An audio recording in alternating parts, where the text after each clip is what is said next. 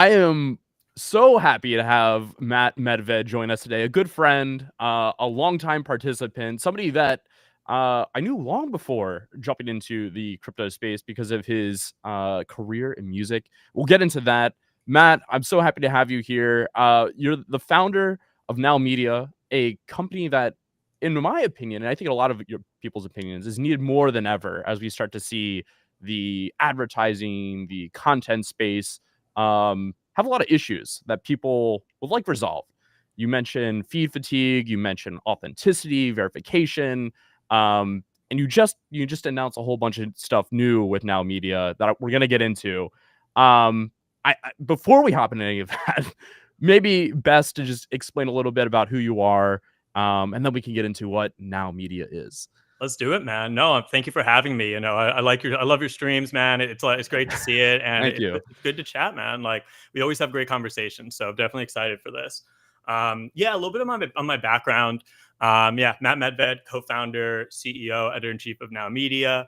You may know us for brands like NFT Now, The Gateway, Sovereignty, our tech side. But like, my journey really goes back to the intersection of media and culture.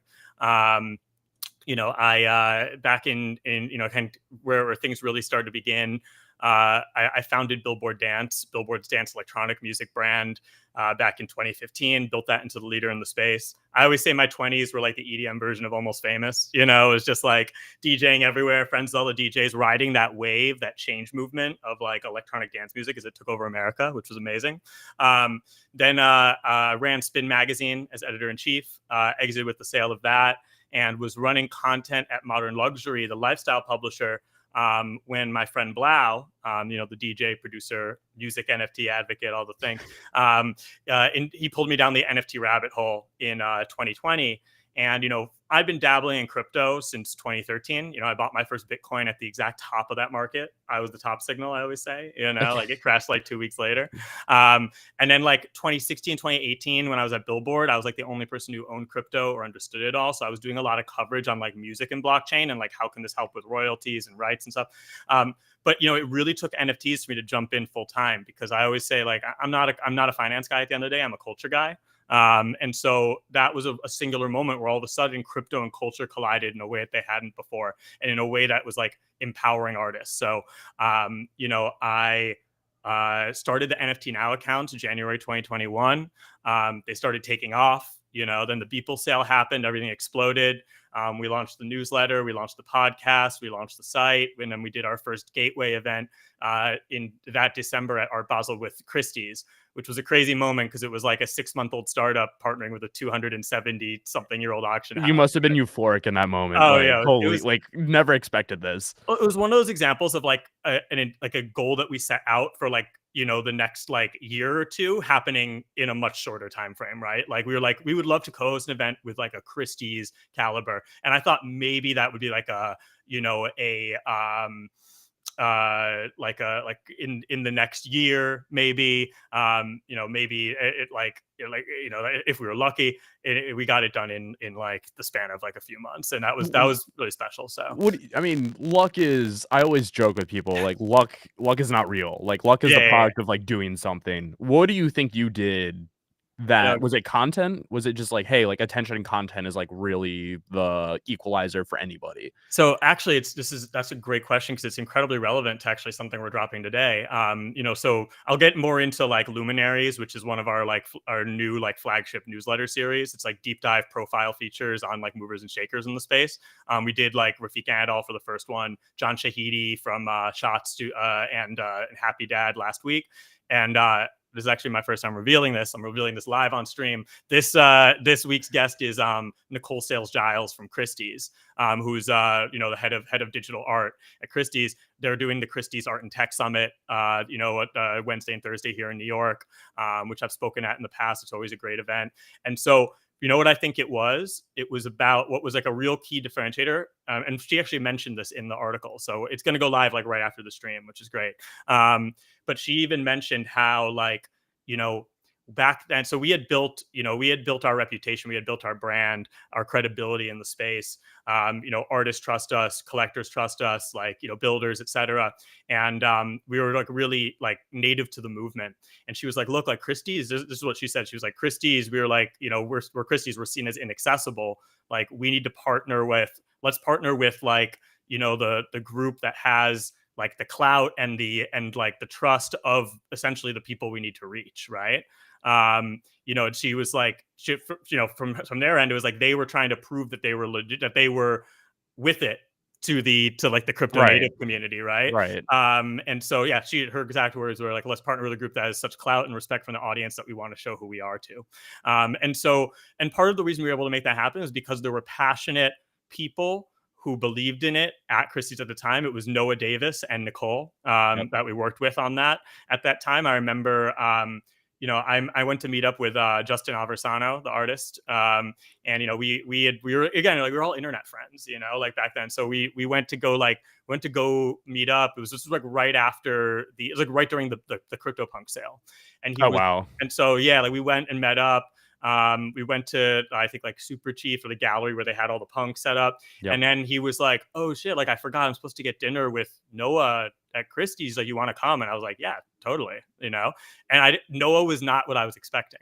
I was expecting like an older, like prop, like oh yeah, bow tie. I don't know if you met Noah, but he's like, Noah's like the homie. He's like covered in tattoos, like totally with it, like loves music, like, and like, so it was like a huge vibe. We picked it up. We like hit it off immediately, had like a whole night. And then I was like, yo, like we're planning to do this event like at Art Basel. Like, would it be a crazy idea for Christie's to come on and be a part of this? And like, he was like, dude, I fucking love it. And so we worked really closely with Noah and with Nicole. But like, I really do think that was like a key. I'm just retweeting it for you right now. I think that was like a really key factor, because like if we had tried to like go through, I think just like the normal bureaucracy of it, like it wouldn't have happened in the time frame that it needed to, right? Whereas like they were able to really fast track that. And remember, and we actually talk about this in the feature, in this Luminaries feature, which is going live on Now Media right after this. But they were like, after that $69 million Beeple sale, like, the bureaucracy was like, whatever you need, you know what I mean? Like it gave them the ammunition to be like, this is important. And like a lot of that like yellow tape or like that exists when you're at a legacy institution kind of fell away. And so, so I'm really grateful for that. But that was a key factor. Like, if we hadn't gotten to the source, that's another big thing, is like always get to people who, like, whenever you're trying to do anything, entrepreneurship, business, whatever, it's important to talk to the people who have the power to say yes. Authority, and I think authority is like, you want to talk to the person who has like the authority and like the closing power, and like you're not talking to somebody 3 levels out from like the decision maker. I've definitely learned that over the last few years, especially as we've been building for our companies, etc. It's crazy. It's wild to hear that, and it makes sense. Like looking back, that $69 million sale, that was just like proof to everybody on the traditional world that you had to start paying attention. For you though, you were paying attention long before. Why? Like let's talk through like the transition from you're in the music world, yeah, and then all of a sudden it's like you're like slamming your hand on the desk, like, hey guys, you got to pay attention to this. You got to pay attention to this. Like I see it. To now being at the forefront and trying to be bringing all of this along in a content way that is not only talking about it but also built on top of the industry that you're covering. Yeah, man, it's a great question. So like, it was interesting because I remember, when I first discovered like crypto back in 2013, I sent the Bitcoin white paper to like all my friends, right?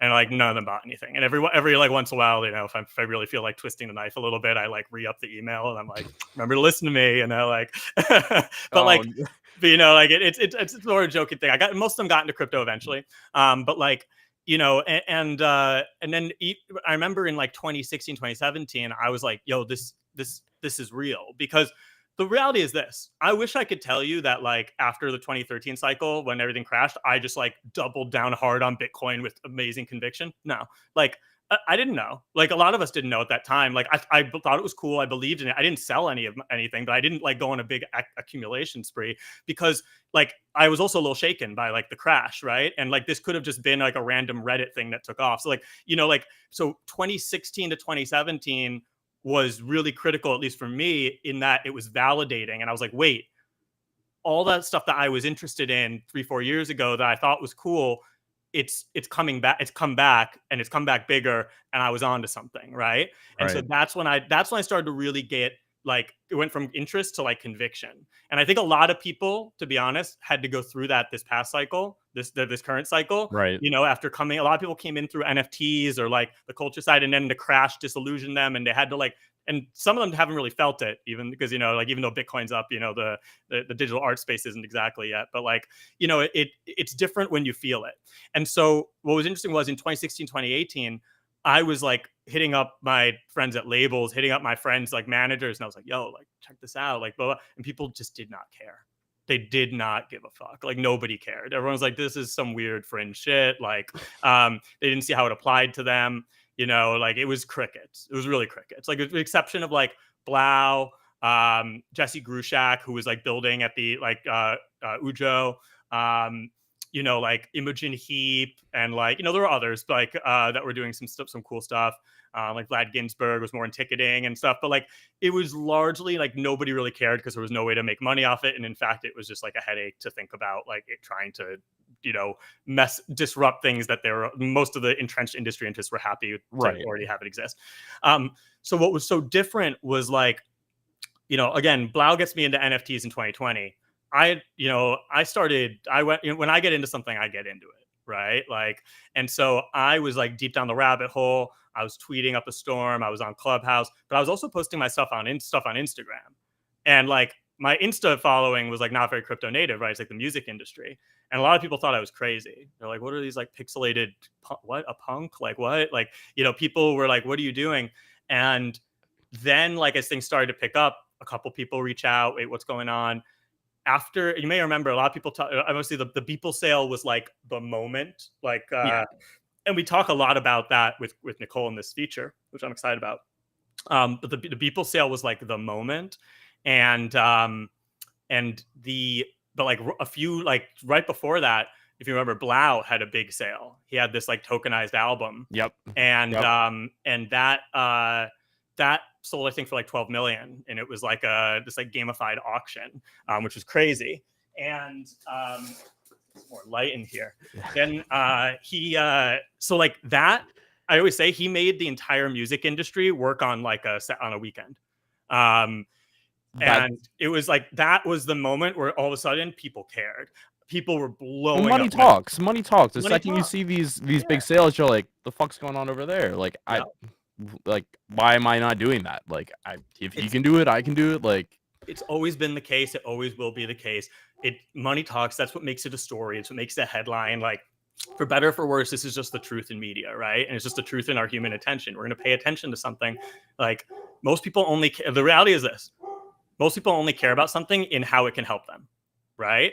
And like obviously there's exceptions that goes further than that, but like a lot of people, it's like, oh wait, I have the potential to make money off of this, or I have the potential for career advancement, or this is a new interesting thing. You know what I mean? It's like it gets validated when you see a big sale like that, right? And it proves that like this isn't just some fringe wonky thing. Like this actually has something there.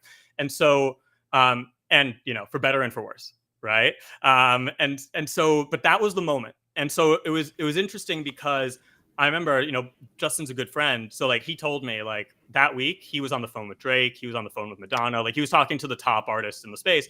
And meanwhile, like I was talking to like every manager, agent, artist who followed me on Instagram from the Billboard years to Spin years. So many of them were in my DMs trying to be like, yo, what is this? How do I be a part of this? And I took as many of those calls as I could, totally free. I was just like, because I was an advocate. I was a big believer. I am a big believer in the technology, and I wanted people to better understand it, because unlike 2013, when I had the Bitcoin white paper, which I could just send to everybody and be like, this is all you need to understand Bitcoin. Right. That didn't exist for NFTs. And that was one of the reasons why we started NFT Now Media, was to be able to create like an independent, authoritative, like credible source, because most of the other things written about NFTs were written by like marketplaces for blogs that like were really more interested in funneling you down their funnel to buy things versus, or like, independent talking heads who were trying to, shill their own bags versus like real independent, credible like resources. So Right.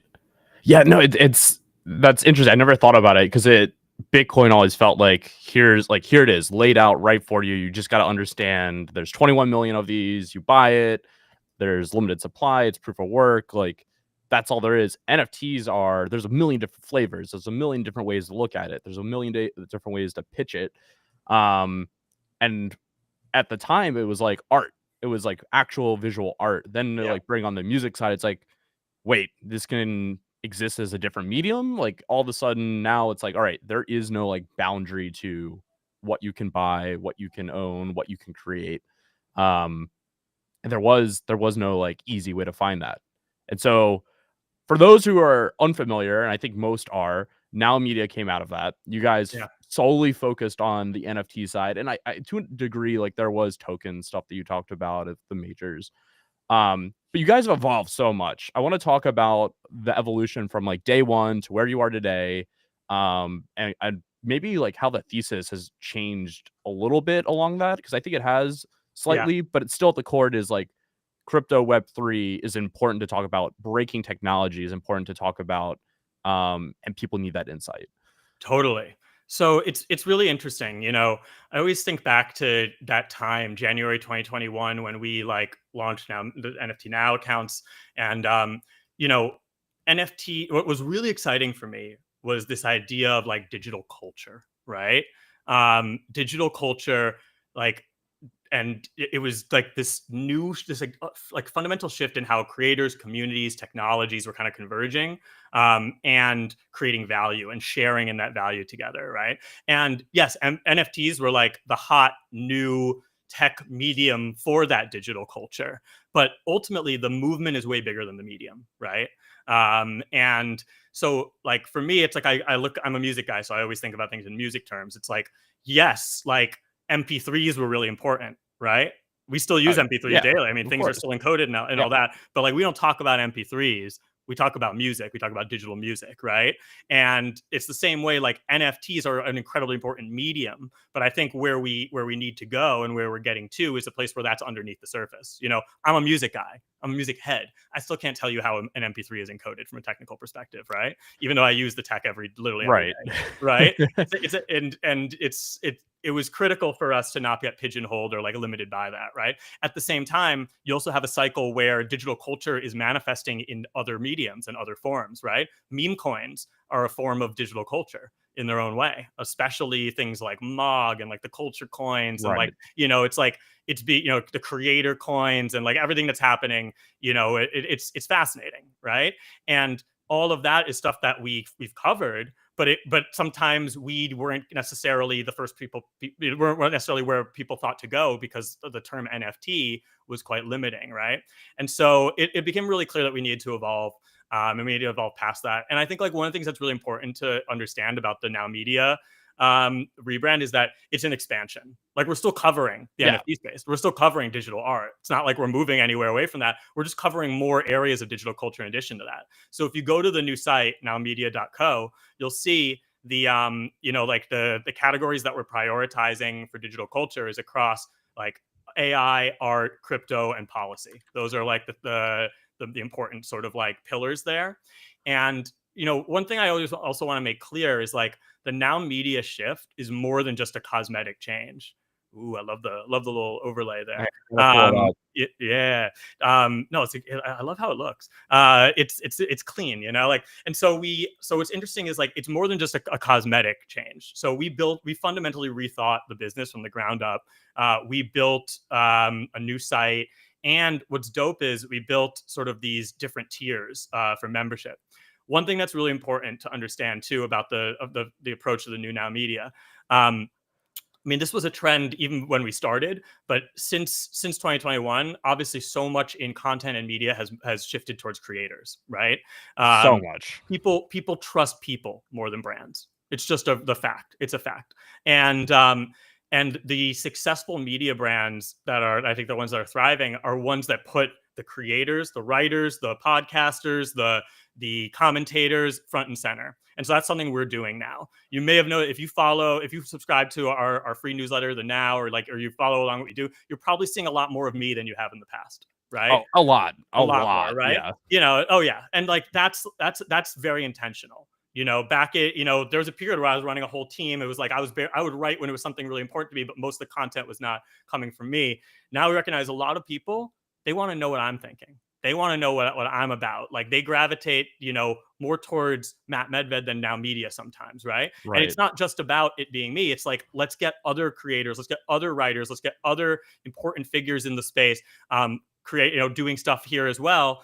And it becomes sort of like that. It's almost it's like you go there knowing you're going to get the personalities, knowing you're going to get the people, right? And so that's a really critical element there. And so the other thing that there's a lot to talk about, but I want to bridge the gap on, and we can get deeper on any of these things, is at the same time, we also we're talking to our community. We're talking about, it was a tough time for the space. You know what I mean? Like, I mean, it's still not an easy time, but like it was a tough time. Like we went through it. A lot of companies went through it. You're still here though. I mean, there's a lot that aren't. We're still here, and so many aren't. And I would be lying if I said that we didn't, like, at times, consider it, right? Like there were some dark times, there were some challenging times, especially in the depths of the bear. When it's just, it was like, all right, is it worth this? Is it worth it? Right? Like, we had to soldier through, we had to tighten the belt, we had to, part way with staff members that we cared about. We had to make really tough decisions, and we had to rethink.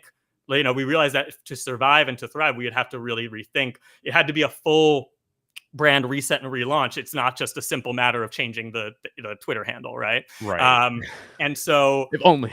Yeah, I wish. That was the easy part, And so that what we also at that time, we were talking to a lot of our community members, and we were also recognizing what we were feeling, and what we kept hearing was that people were exhausted. They were so tired of like the feeds, the like the AI slop, the low effort content, the brain rot videos, the outrage, like rage bait, like all of that. Because and it's not, look, obviously to some degree there was some of that before, but you think about two really important shifts. Elon takes over Twitter, makes it X, creates a monetary incentive around posts that I think like drove quality down and drove like slop and and gaming the algorithm up. He obviously also made some changes to the algorithm. X is a different game than it used to be. And now it's like and then the proliferation of AI tools, which, look, I'm the biggest techno optimist. I love AI tools. I'm like all about it. But there's always pros and cons. And, it's never been easier for somebody to just like flood any platform with low effort content, right? It's so bad. It's so bad. I mean, there's so many bots at this point. People are taking shortcuts, and like now more than ever, I'm like, when I find somebody, I'm like, oh, that's definitely authentic. They're creating that. I'm like, I need that. Like, yes, that is like rare today. Exactly. And so like we recognize that, and we were like, all right, like we're feeling this. Everyone's feeling it. Feed fatigue, brain rot, outrage. Like, I mean, I log into X and my homepage is like stupid videos that like I don't know why I did. No, it should be down. It's stupid videos by accounts I didn't follow, like right-wing screeds, like just like all this shit from like literally accounts I never chose to follow. Right. And it's like, even if you try and curate your following, it's like you're still running into this. And so what was interesting was, we launched the Now Pass in 2023. We built the Now Network to service the Now Pass holders as like a private beta. And the Now Network was all about like aggregation and being able, like if you went on the Now Network, you could find all of our content, but also you could find all these other publications content. You could go follow Blockworks. You could go follow CoinDesk. You could go follow like, the Pomp podcast or whatever. Like you could go follow different things, and then they would curate in this feed for you. And we were like, this is actually something that like people need, and this is something that we need to build into the New Now Media. So basically, like with the New Now Media, there's the free level, which like, you can see the free articles. You're going to get like one of the premium ones, like Luminaries or like In the Flow, which is our policy newsletter per month. But where it really gets fun is with the subscriptions, like tiers. So like there's standard and premium, and that's where you get access to the being the whole like aggregated content engine, where you can then go follow like Blockworks, you can go follow CoinDesk, go follow Decrypt, go follow whomever you want, video creators, podcast creators, etc., and basically build like a curated feed where like you could log in there, get all like the signal from all the sources you want without any of the bullshit, like without any of the like the brain rot, without any of the like things I didn't ask for, etc. And so I think like that's where it gets really interesting. The other thing is like, with Luminaries, so like Luminaries is like my baby, right?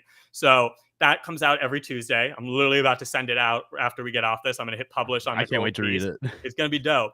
And like that one, what's cool about it is it's like, yeah, it's deep dive profile feature, like really like strong, like like I go hard in the paint writing these things. You know what I mean? It's like, it's not just like QA. It's like it's a written through proper feature. Like basically what we're doing is like a cover story every week, which is crazy. Like all my like traditional journalism friends are like, what are you doing? And I'm like, watch it. You're gonna burn out. Like, no, we can make it work. And like what's nice is I can actually focus most of my time writing them on the part that matters, which is the writing, because now I can have Riverside transcribe everything. I remember when I first got into journalism, I used to transcribe by hand, dude. Like, can you believe it? I mean, like, it's so archaic, dude, looking back on that. Like, you spend 2 hours typing out like, that's just insane to me today to have to do that. Then I can give the transcript to GPT and be like, pull out the 10 to 15 most important quotes. Boom. Now I already have the building blocks. All I have to do is write the connective tissue and like put them all together, and like, and I can focus all my time on the creative side. It still took me, I wrote it yesterday, it took me 4 hours uninterrupted. But it was like, but like that would have probably been 6, 7, 8, hours in a pre-AI age, right? To like do a proper like cover story type feature, right? At least. And so that's dope, because so we're doing that. And like, what's cool about that, man, is like, it's really expanding the horizons of like digital culture. And so like the people we're talking to, it's like I said, we started with Rafiq Anadol, obviously like top artist in the space. Last week, John Shahidi, that opened up like, it was really interesting dropping that one, because like a lot of people in the crypto space don't know who he is, but he's like a quiet, like you call him like a quiet kingmaker, you know, especially like if he chooses like to work with you, or he's like, hey, I'm going to put you on, like you're getting put on, like for real. Right. And he's like, so what's cool about him, he's like, he's very like, he's behind the scenes, but he's like, if real ones know, and like, YouTube, Instagram, he's just like, he's the guy, right? And so I've known him for years, because we met during my Billboard years, and that was when Shots was moving into music. So he started managing like Alesso and Anita, and was putting like Lele Pons into music. And we collaborated on everything Billboard. So like all of his artists, everything Billboard was like, I gave them those features and like made that stuff happen. And we just like, we became good friends. And it was fascinating for me to watch him like evolve over time, because, then like during COVID, he gets deep into podcasting with the Nelk Boys, does Full Send. All of a sudden, he's got Trump on the podcast. He ends up becoming Trump's advisor to like for advising on him on his podcast strategy. He gets tight with Elon Musk. He's like, he's making all these like quiet power moves in podcasting. And then he like, links up with Theo Von. Theo Von becomes like the next, the hottest thing. It's like, it's crazy. He's just like, he's one of those guys. He has like the Midas touch, and he walks between worlds. And so it was super interesting, because he's somebody who's very deep in digital culture, but not necessarily like, I mean, he's done stuff in the Web3 side, but like, he's not somebody that crypto Twitter thinks of, right? But when we dropped that, dude, the response, especially on Instagram to that carousel, like, oh, really? It got crazy shares. I had like, the people who followed Now Media from like the NFT Now days back in the hype, who had like never engaged since, like the Gaio series of the world were engaging. Like, you know, like people who were like, you know, very, very like, and a lot got a ton of inbound interest around it, because like all of a sudden it was like, we surprised people. They were like, that's not a person that they normally would have expected us to spotlight. But Luminaries is about digital culture at wide, right? So like we're gonna have Nicole. We did Nicole for the to peg to the Christie's Art and Tech. We got some amazing people coming up. Some people you know, but also like some people, like we got some people from the policy world who are like championing crypto in DC who you may not know. And so one of the coolest things about Luminaries, and I think one of the coolest like elements of it, is like for our premium members, we're also doing off the record what's like Chatham House rules, like Zoom Q&As with all the guests. So like they get a chance to meet them, they get a chance to interact, they get to ask a question, like they get to shoot their shot. You know what I mean? So it's like, it's also like opportunity as a service, you know, like, yeah, great feature, like that's cool, but like being able to like directly pitch your thing to John Shahidi, like that could be a career changing opportunity, right? Massive. So like, so that's another part of the value prop of like the new Now Media is like we recognize that people pay for opportunities, people want access to opportunities. I think that's the biggest thing in the space.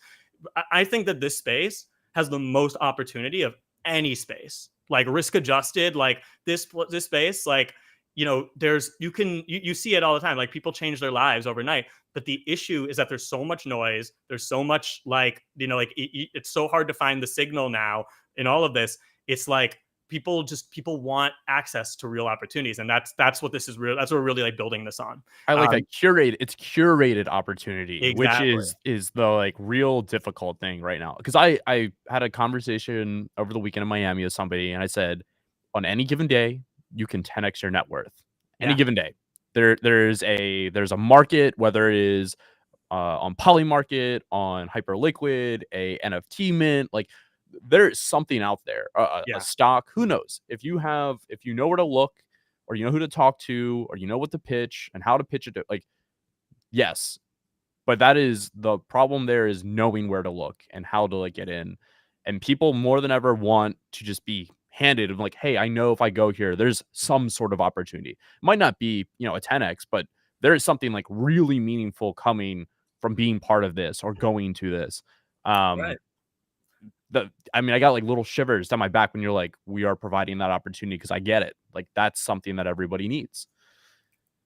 Totally, man. Like, and you know, that opportunity can be, you know, an investment opportunity or something, but it can also be just like a career opportunity, right? Like, I remember, for example, we did the Gateway is our digital art fair. We've done it 3 times with Christie's during Art Basel Miami, and we brought it to Korea for Free Seoul. And like curating artists for that, especially with Christie's, can be absolute career changer. I remember like matchmaking Zancan, who's like an amazing generative artist, you know, kind of came up on Tezos. He was like the top selling artist on Tezos, then made the jump over. I remember linking him up with Nicole for Christie's. He ended up being the top selling artist in that lot at Christie's, and it was like a win for everybody. And like I was like, wow, that's really powerful, right? So like, you know, imagine we do this Q&A with this off the record Q&A with our members with Nicole. We get, you know, and there's an artist who's like on the come up there. We can properly introduce him or her, you know, we can like, they can ask, they can get to know them. It's like, you know, it's like a way in to like the rooms that matter, right? Yep. And so, you know, I think like you're an upcoming, you know, you're a podcaster, up and coming creator who like has good traction, but like needs, you know, like the opportunity to get on John Shahidi's radar. You know, like when he found Theo Von was only getting 40K per YouTube video, you know, right. Like, so it's like these direct access opportunities in like trusted spaces curated like that. That's, I think, also a big part of like the value prop of being a member when it comes to Now Media. How are you guys handling, so like that I totally makes sense on the people that have like made it and they have, you know, these followings, everybody wants access to them. On the other side of you now have been posting more as Matt. Yeah. How are you guys thinking about like these external creators, these up and coming creators who are like putting out good stuff, and like there's alpha in there and you're like, oh, I see you, like Hunter, you're putting out great stuff, like, yeah, or whoever, Thread Guy, you're putting out great stuff. Like, how are you thinking about those external like content creators as part of, or if not, like maybe not at all, like the future of like curation of content? We absolutely are. You know, I think like right now we're focused on like the foundation, which is like the solid core of like the premium newsletters that are kind of like at the core of our like like of our like premium offering. But I want to expand that into podcasts. We want to expand that into streams and streamers. Like we want to get that going. For us, the way I see it is like, I mean, it's like everybody talks about, it's a funnel, right? And so like the free stuff, the stuff that's freely available, like podcasts, like streams, like the free articles that are on the site, those are all at the top of funnel. People share them, like they reach new people. People become acquainted. The people who are listening right now, like they may not know who Now Media is, or maybe they saw it in the feed and were like, "What's that?" Like didn't realize it used to be NFT Now, right? Like now they know, right?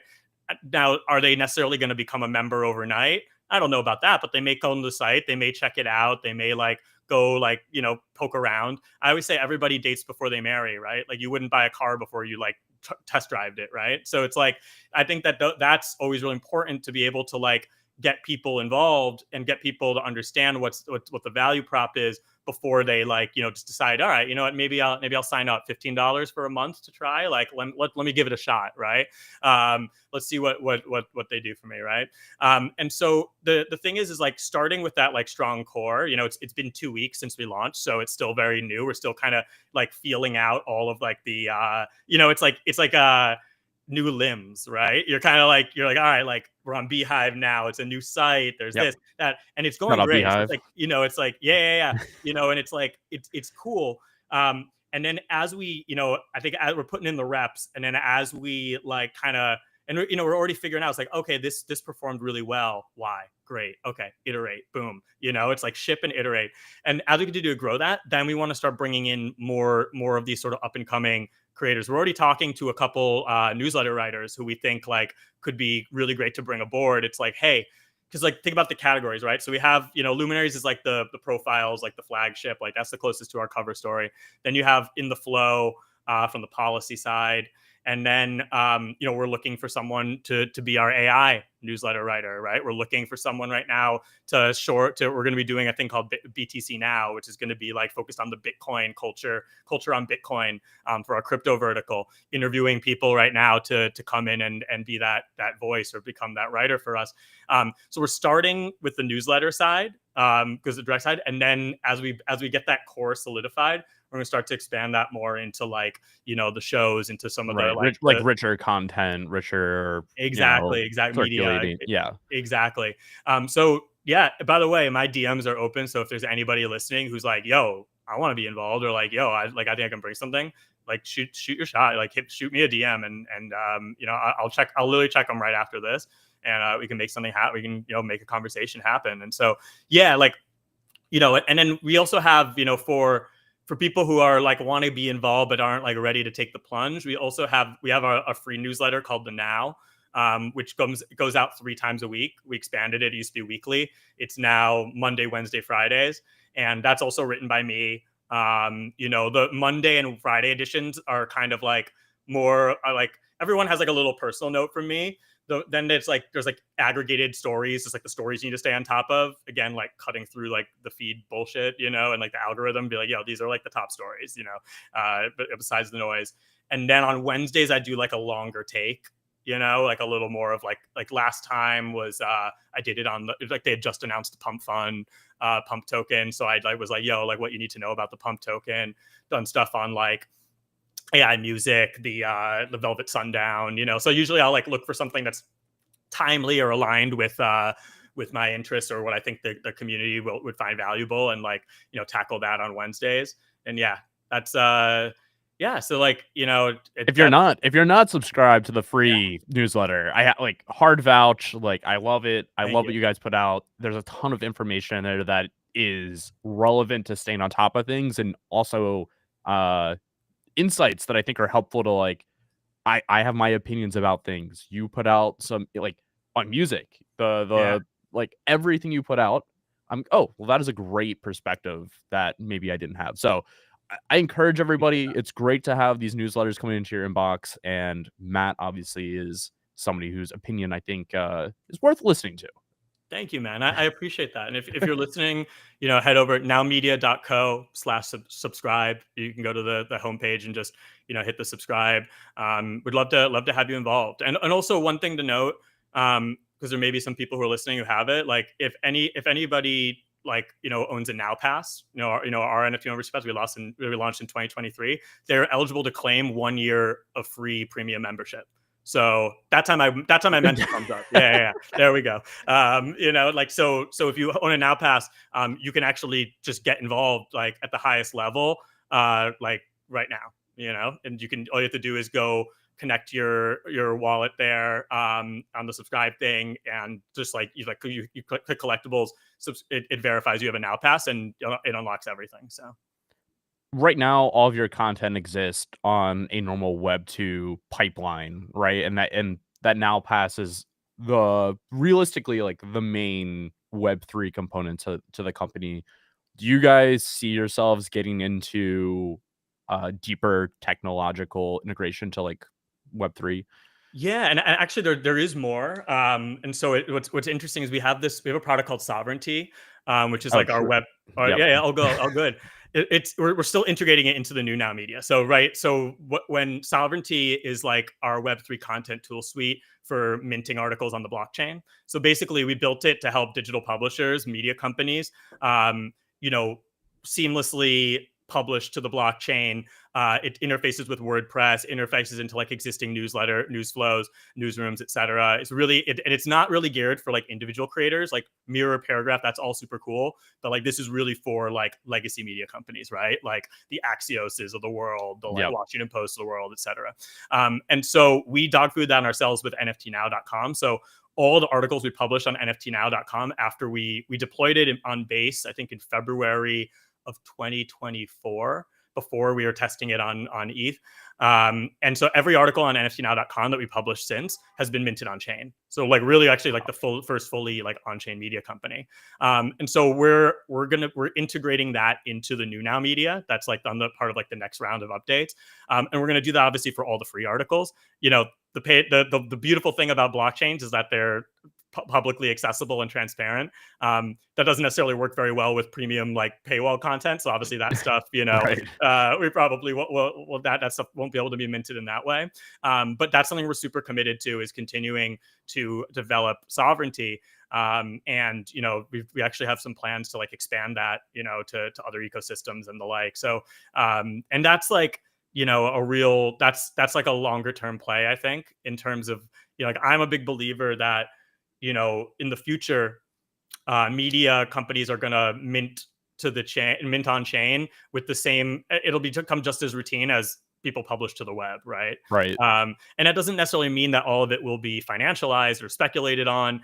What's interesting with Sovereignty is like all the articles that we have published, we haven't, they exist as NFTs, but we haven't sold any of them. They just they are there for provenance, proof of provenance, being able to verify, especially in the age of it's AI. verification. Exactly, I think that is where we're headed. Like I strongly believe this. I talked about this previously on a different stream, walking through the streets of New York with Richard from Manifold, talking about what is the pipeline, what does the infra of media look like down the line. And it is this, hey, I wrote this article, I publish it as a mint, and now there's a like verifiable proof where whether somebody takes that article and like, pulls that into a wrapper that now displays it on another site, but there's always a ground truth of like, here's what I wrote, it's by me, and these are the like, there's no question of like, oh, that's just a screenshot edited in Photoshop. Oh, that's just copy pasted but edited to like say this. Like I can go here and know.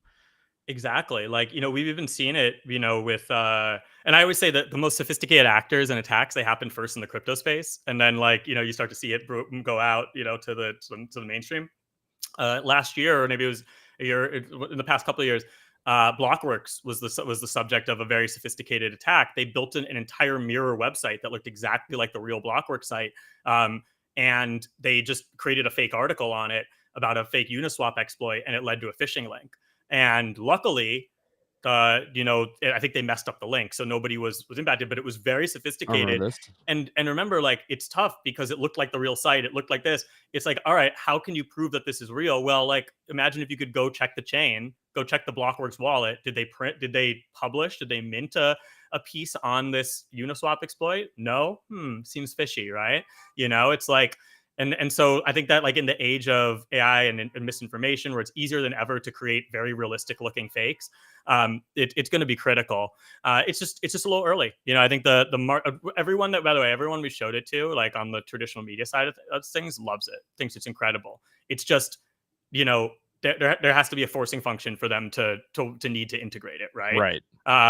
It's right now, I think it's a nice to have, but it's going to turn into an absolute necessity. And so, the rise of AI totally changed the conversation around it. All of a sudden, once that kicked off, like maybe like 2 years ago, I remember Cannes Lions 2023, everybody was like, wait, what? Like, what are we going to do? Because the question of, is this real? Yeah. Became like an actual question you had to ask, where before it was like, I know that's computer made. I know that's a bot. Like, I can guarantee you at some point, everybody listening here has engaged with a bot on X, not knowing that they were engaging with AI. Totally. I guarantee it, because I've done it. Oh, 100%, man. And like, it's everywhere now. Like, like the fake profiles on Instagram, like the fake influencers, like it's becoming, it's rapid. I always say, like, AI is never going to be less sophisticated than it is right now. Yep. Like, right now at this second is the worst it will ever be. Exactly. It got smarter since we started this conversation, That's scary. It's scary. That's true. You've dove really hard into AI music over the last few weeks, it sounds like. What are you seeing in the world of like creating with AI for the music medium? So actually, it's been over like the past year. I first started playing with Suno about a year ago. Actually, it was like spring of last year, and it was a lot more basic than it is now. It's come a long way. It's still not quite yet like Midjourney for music, but it's gonna get there pretty quickly. How far off do you think we are from like a top 10 Billboard AI producer? Like, we had a moment with like the Ghostwriter song with Drake. Like, totally. Like, that was great. Like, no matter where you went, that song was playing. It was all over the internet, but it was fully AI. And also like mimicking an existing artist that people knew, right? It was cashing in a lot on the Drake cachet versus like it's going to be really, like, the real question is like, when will a fully original like AI like production or artist like cross over like that? It's a really good question. And I think the first one that we're going to see is going to be very much a gray area, because I can tell you that, similar to like with visual art, these are incredibly powerful tools for people who know how to actually do this stuff, right? So like I always say the magic, and as I mentioned, I founded Billboard Dance in 2015. We just recently had the 10-year anniversary of it. So I wrote an op-ed, like a guest post for Billboard, where I kind of reflected on the how dance music has evolved in that time, and also like things that people are like, what's gonna impact the next 10 years. And I think the thing that people are sleeping on the most is AI generated music.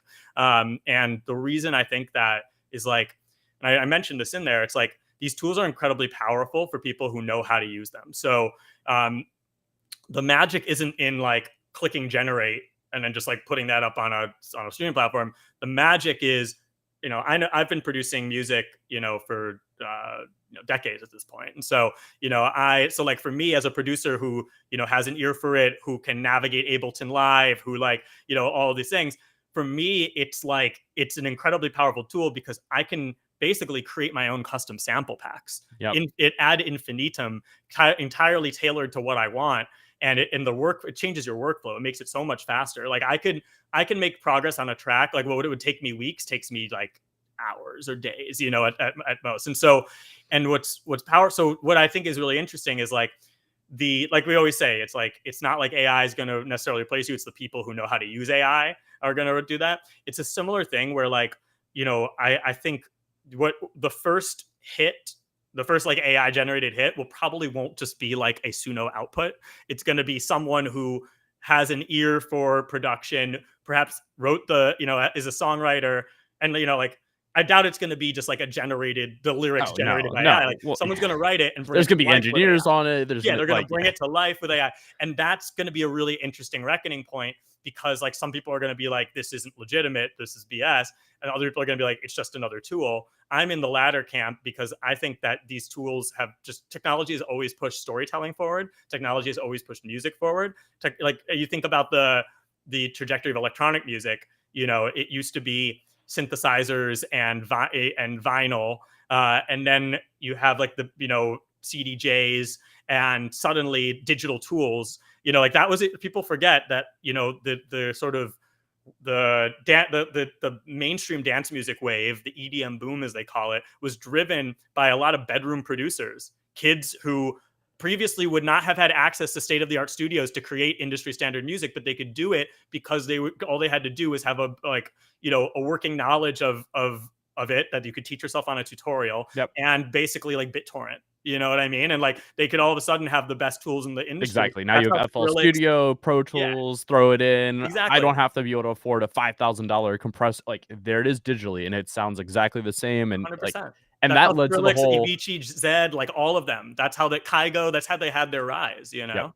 Yeah. And I And always like, go back whenever I have this conversation. I always go back to, and it's mentioned as a lyric in a Skrillex song, but it is so funny at the time to like, because I grew up making music digitally when Skrillex was like blowing up and deadmau5 was blowing up. And I always remember the lyric, "No one is a musician. There are no artists because nobody can play the guitar." And at the end of the day, and I remember hearing that, I'm like, well, then what is a musician at the end of the day? Had the same moment right. with NFTs. What is an artist at the end of the day? Like what, all this is subjective, and the medium that you produce on, the tools that you produce with evolve. And it's technology, I think, has been like the real driver behind that of, all right, it was acoustic guitars to electric guitars to now digitally, you know, MIDI guitar keyboards. It's, you're still creating something. You're an artist. Yeah. And like, let me tell you something. I always talk about this. Like, you know, from musicians come in different shapes and sizes. It's funny you mentioned the Skrillex and the guitars because I remember, you know, I went to the Grammys. I was at the Grammys when he played guitar at the Grammys with Diplo. You know, like it was the Jack U.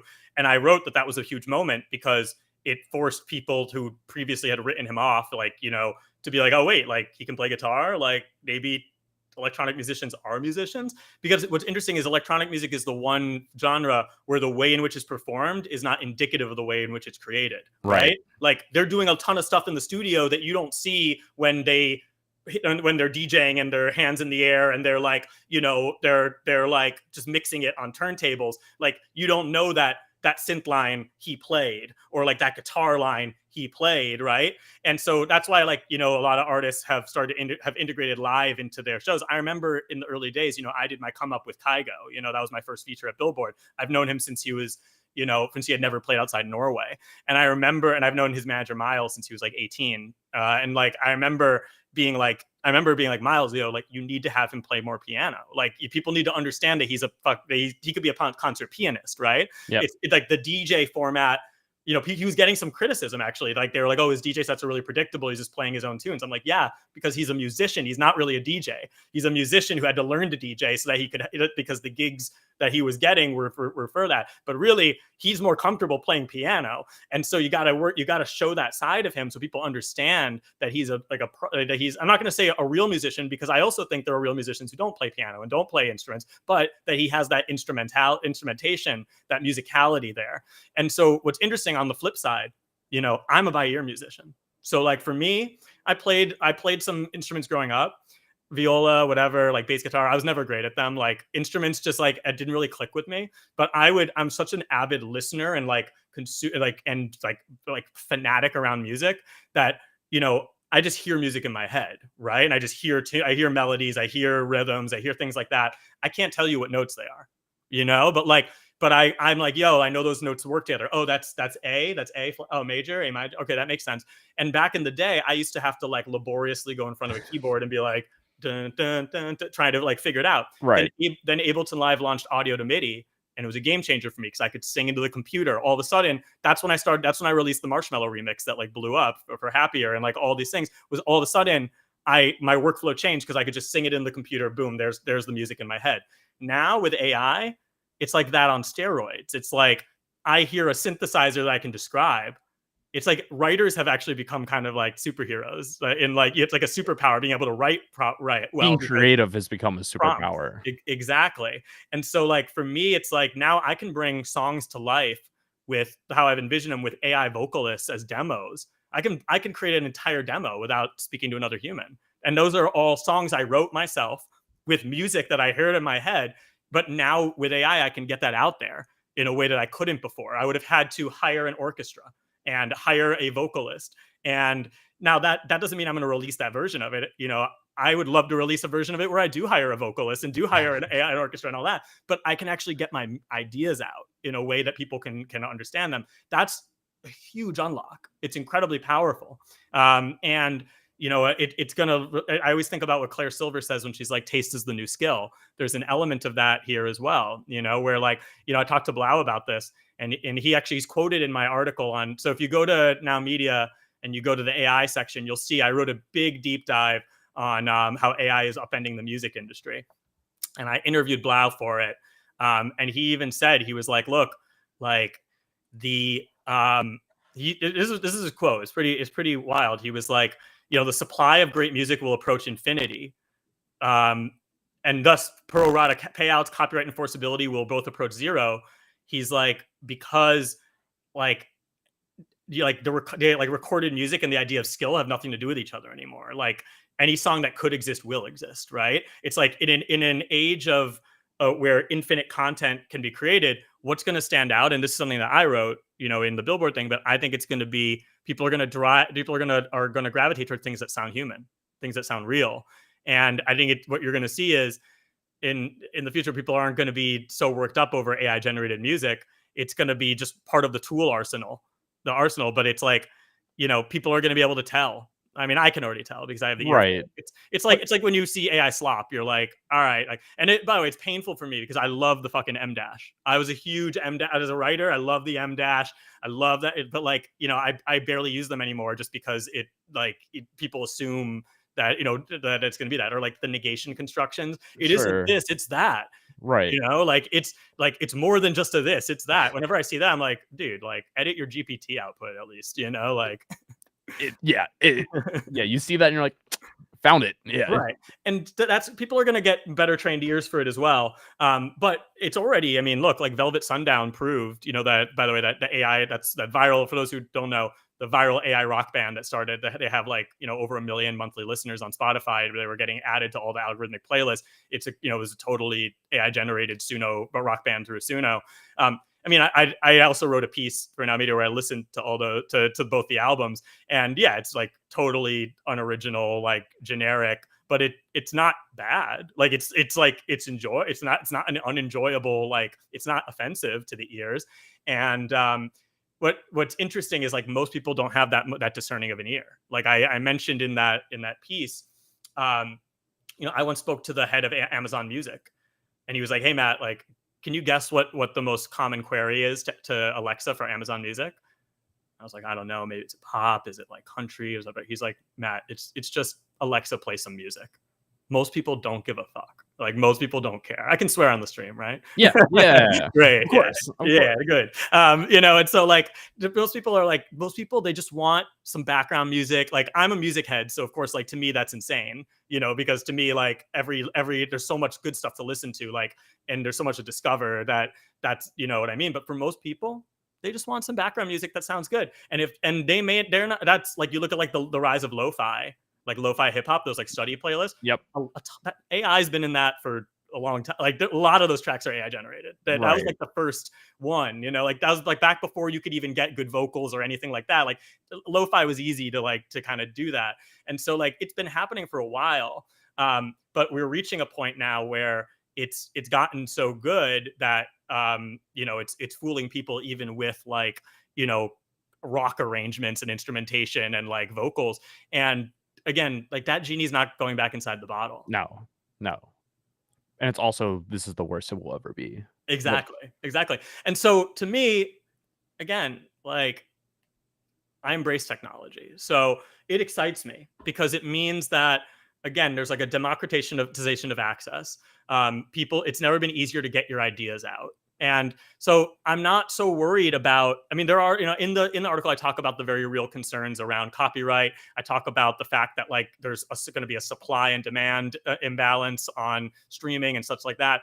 But ultimately, as a creative tool, I think AI is fantastic. It's fascinating. And I think what we're going to see is the talented people in music are still going to rise to the top, even if they're leveraging AI. But it's not just because like AI is doing the work for them. It's because they're using AI to bring ideas to life in a way that they couldn't before, or they're optimizing their workflows in ways that weren't possible before. And in the same way, how I can now write a Luminaries feature in 4 hours, where it would have taken me minimum 6 to 8, prior to AI. But it's still my words. It's still me writing it. I get to focus on the creative side without all the logistics. I get to focus on the creative side without the transcription and the scanning through it and you know what I mean? It reduces the friction, Right. and allows for creativity to rise. Yeah, if you're a creator, you have to lean into it.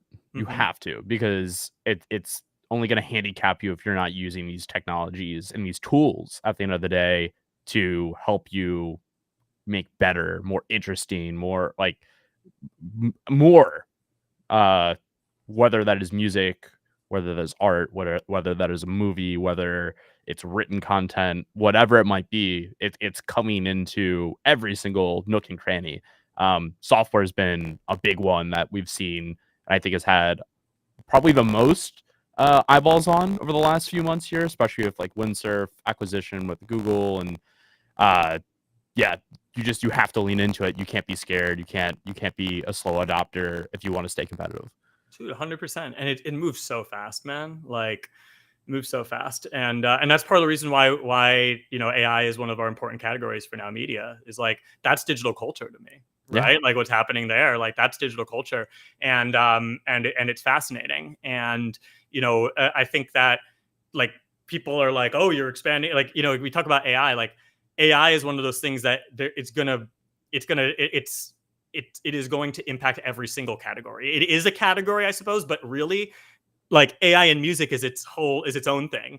AI in the workplace is its own thing. AI in productivity, AI and social engagements, AI in relationships, AI, you know what I mean? It's AI in systems, AI in coding, AI in entrepreneurship, all these different things. It's we're going to focus on the culture side of it, the creativity side of it, all of that. And so, but it's just an ocean to get into. And so, yeah, man, I really feel while markets come and go, digital culture is just up only, you know what I mean? It is. And you need a Sherpa to take you on that journey, and it's Now Media and Matt Medved. 100%. I appreciate that, man. So yeah, man, it's been 2 weeks since the launch. It incredible response so far. If you're listening, would love for you to come check it out at nowmedia.co. If you like what we're doing, please subscribe, get involved. But like I said, I'm literally about to press publish on this Nicole feature. I think I'm gonna keep it. I'm gonna have it open at the for at least a period at the beginning. So if anybody who's not a subscriber wants to check it out, please do. Yeah, please do. Again, nothing but love for Matt. I'm a huge fan of what Now is doing. Thank you, brother. And again, just go subscribe to the free. Go check out the website. Make sure you're following Matt. Make sure you're following Now Media. Matt, thank you so much for coming on. As always, an absolute pleasure, man. Always, man. We got to do it again sometime. I already there's so much, dude, especially when it comes to you know what I mean? AI and media, AI and music, AI and creativity. The future of this space, man. I think we're incredibly blessed to live in interesting times. So 100%, 100%, man. We'll have you back on as things progress, as we see more craziness happen in the world of technology culture. But yes, thank you again for coming on today. And for everybody who joined today, again, make sure you're following, subscribed, and staying up to date with what Matt is doing. Thank you, brother. And no, likewise to yourself, man. Keep doing the streams. We love it. Thank you. You're always. It's because we get great guests like you. That's why I do these things. I get amazing. It's important to have that. It's important to have those conversations. You know what I mean? So appreciate you and everything that you're doing for the space as well. And I look forward to our next conversation. Thank you so much, brother. Everybody, thank you.